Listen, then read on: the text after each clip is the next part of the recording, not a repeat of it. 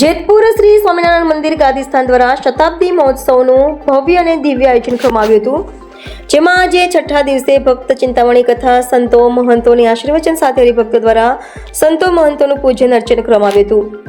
શ્રી સ્વામિનારાયણ મહામંત્ર ધામ ફરેણી નૂતન મંદિરના ખાતમુહૂર્તના બીજા દિવસે એટલે કે આજે ફરેણી નૂતન મંદિરના અનુદાનથી સરવાણી વહેતી રહી હતી અને પ્રથમ સેશન પરમ પૂજ્ય સદગુરુ શ્રી નીલકંઠ ચરણદાસજી સ્વામીના વક્તા પદે પૂર્ણ થયું હતું અને સૌ હરિભક્તો મહાપ્રસાદ જમાડીને ફરી સભાખંડમાં ગોઠવાઈ ગયા હતા.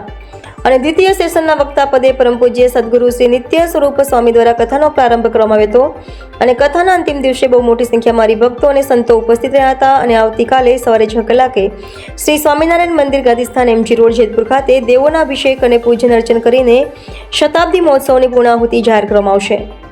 આ તકે પરમ પૂજ્ય સદગુરુ શ્રી નીલકંઠ ચરણદાસજી સ્વામી દ્વારા જેમણે કોઈને કોઈ પ્રકારે શતાબ્દી મહોત્સવ ઉપક્રમે સેવા આપી છે, સર્વે સેવાભાવી ઉપર ભગવાનની કૃપા બની રહે અને સદા સુખિયા રહે એવા આશીર્વાદ સાથે આભાર વ્યક્ત કર્યો હતો. Janmangal network news media Laxmikantbhai Mehta, Navagadh, જેતપુરના જય Swaminarayan. Reporter Ashok Ratadiya, NN news, Jetpur.